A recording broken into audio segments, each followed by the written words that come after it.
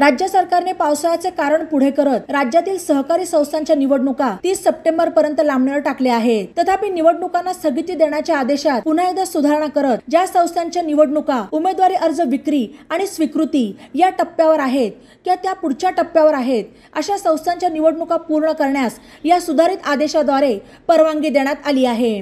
राज्य सरकारने लोकसभा निवडणुकीच्या पार्श्वभूमीवर सहकारी संस्थांच्या निवडणुका स्थगित करत 3 महिने लांबणीवर टाकल्या होत्या।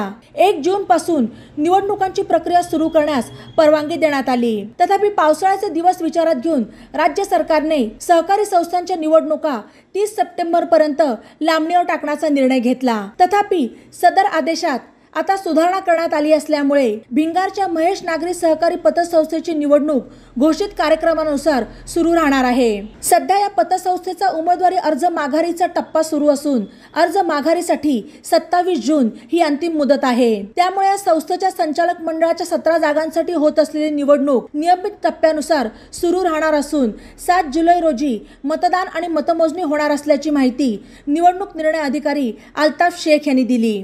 बातम्यांसाठी ई नवा यूट्यूब चॅनलला सबस्क्राइब करा आणि बेल आयकॉनवर प्रेस करा।